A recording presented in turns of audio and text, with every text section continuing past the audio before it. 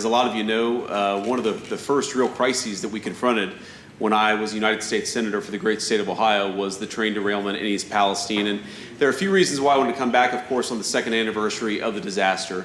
I think the first is just a signal to the people here in East Palestine that we will not forget you. I talked to the president about this visit a couple of days ago. The president loves this community. Of course, he visited himself personally. And President Trump just wanted to deliver a message that this community will not be forgotten, will not be left behind, and we are in it for the long haul in East Palestine. What does that mean? Well, one thing it means is that, of course, the environmental cleanup has to get done. It's a tragedy and a shame that it wasn't done during the last administration, but I guarantee we're going to finish the cleanup during this administration under the great leadership of Lee Zeldin, our new EP administrator who stands behind me. And I also think that part of that means the long-term economic development of this community. We know that a lot of local businesses and a lot of local people lost a lot when that train disaster happened a couple of years ago. We are committed not just to finishing the environmental side of the cleanup, but hopefully seeing East Palestine build back better and stronger and more prosperous than it was before this disaster happened in the first place. That's not going to happen overnight, of course. I'm a realist about this, but I just want the people to know here that President Trump, me, and the entire administration are committed to ensuring that the people of East Palestine, that their community, their government does right by them, and we'll keep on working at it in the months and the years to come. So before I take a few questions from the press, I want to invite first our new EPA administrator and then Governor DeWine to come up and say a couple of words. Lee?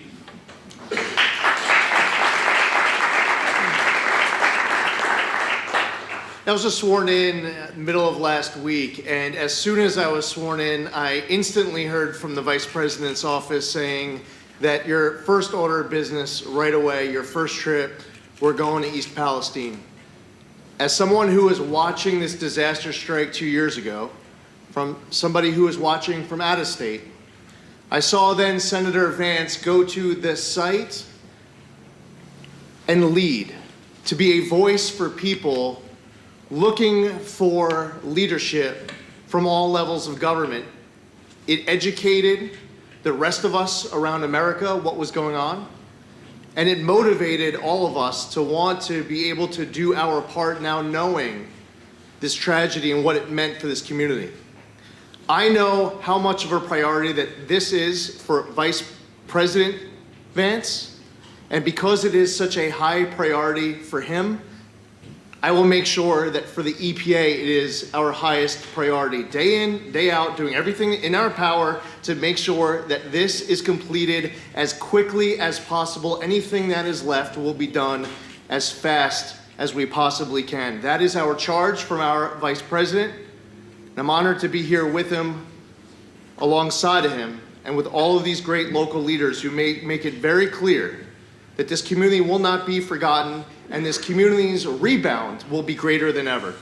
We got our needs taken care of for the most part. Anything that we lost during the derailment, we held Norfolk Southern accountable for replacing that equipment, just like any other department that was here had the ability to do that, and they have done that. Training is always a thing that we need. You can never have enough training. Things happen. Some things didn't work out the way that they were supposed to, but we'll move on. We'll move forward. How satisfied are you with what you heard from the Vice President today? Very satisfied. Very satisfied. Can you expand on that? I believe in him. I believe in the administration. I had a nice long talk with the EPA director. We're going to keep things going. We're going to be transparent. They're going to be more transparent than the past administration was. And I think we have a good working relationship going forward, and I think we'll be successful. We discussed everything from, we were able to hear from the businesses firsthand and some of the challenges that they've been facing throughout the past couple of years. What primarily are they telling you? Their sales have been down the past couple of years, and we feel confident in the health and safety of our residents, and so we are working to spread the news that it's safe to come here to East Palestine. I live very close to this village myself, and I want my constituents to know that it's safe to be here, it's safe to live here, and we are encouraging growth in the area. I really do believe that if we work this the right way, that the federal government, the state government, the EPA administrator, and the people on the ground are willing to work for this community, then we're going to do better by East Palestine than we have over the last couple of years. That's certainly my commitment to this community.